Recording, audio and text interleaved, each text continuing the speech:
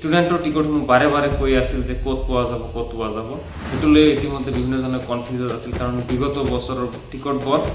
মানে অফলাইন বা গুৱাহাটীতে হওক কৰবাত মানে দিয়া হৈছে তো এইবাৰ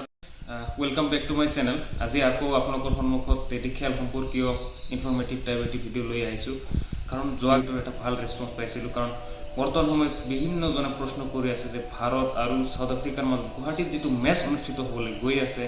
সেই মেচখনৰ টিকটবোৰ ক'ত কেনেকৈ ক্ৰয় কৰিব পাৰিব সেইটো লৈ মানে এটা বিভ্ৰান্তিকৰ পৰিৱেশ সৃষ্টি হৈ আছে ইতিমধ্যে আপোনালোকে বিগত ভিডিঅ'ত জানিবলৈ পাইছে যে 16 তাৰিখৰ পৰা টিকটসমূহ মুকলি কৰা হ'ব আজিও অলপ আগতে প্ৰায় 2 ঘণ্টামান হ'ল Assam cricket association president Ramen দত্তৰ নেতৃত্বত এটি এছ'চিয়েশ্যনৰ সম্পূৰ্ণ এটি টিমে তেওঁলোকে প্ৰেছ মিট যোগে বহুত কথা ইতিমধ্যে সদৰি কৰিলে তাৰ মাজত মূল টিকেট সম্পৰ্কীয় কথাসমূহ আজিৰ এই ভিডিঅ'টোত মই থুলমূলকৈ জনাম তো ইতিমধ্যে আপোনালোকে টিকেট চাৰ্টটো দেখিবলৈ পাইছে ইয়াতে মিনিমাম ষ্টুডেণ্টৰ আটাইতকৈ কম ৰেঞ্জৰ এইটো ৰখা হৈছে আৰু মেক্সিমাম 6000 ইয়াৰ ষ্টুডেণ্টৰ যিখিনি টিকেট সেইখিনি টিকট আপুনি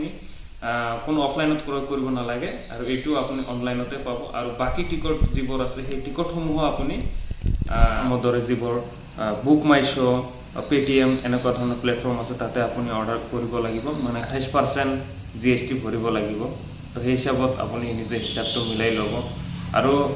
খিনি হাৰ্ড কপি আপুনি ইচ্ছা কৰিলে তাৰ পৰা অৰ্ডাৰ কৰিব পাৰিব অৰ্ডাৰ কৰিলে কোৰিয়াৰে আহি ঘৰত দি যাব আৰু ইচ্ছা কৰিলে আপুনি ষ্টেডিয়ামৰ ওচৰত বক্স অফিচত গৈও কালেক্ট কৰি ল'ব পাৰিব কিন্তু ইয়াৰ ষ্টুডেণ্টৰ যিখিনি টিকটৰ কথা আহি পৰিছে সেই ষ্টুডেণ্টৰ টিকটখিনি যদিও অনলাইনত ক্ৰয় কৰা হয় কিন্তু ইয়াৰ আইডি ভেৰিফিকেশ্যন যিটো ষ্টুডেণ্ট এজন আচলতে ষ্টুডেণ্ট হয় নে নহয় তো সেই ষ্টুডেণ্টৰ ভেৰিফিকেশ্যন হোৱাৰ সম্ভাৱনাটো আছে ষ্টেডিয়ামখনৰ টোটেল কেপাচিটি এৰাউণ্ড 40,000 তো সেই হিচাপ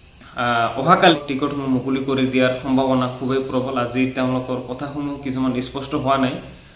কালি প্ৰথম ফেজত অৰ্থাৎ দ্বিতীয় স্তৰৰ টিকটসমূহ 2-3 দিন পিছত মুকলি কৰি দিয়া হ'ব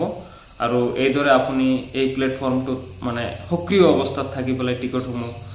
ক্ৰয় কৰিব পাৰিব তো আজিৰ ভিডিঅ'টোত এইখিনিয়ে আছিল ধন্যবাদ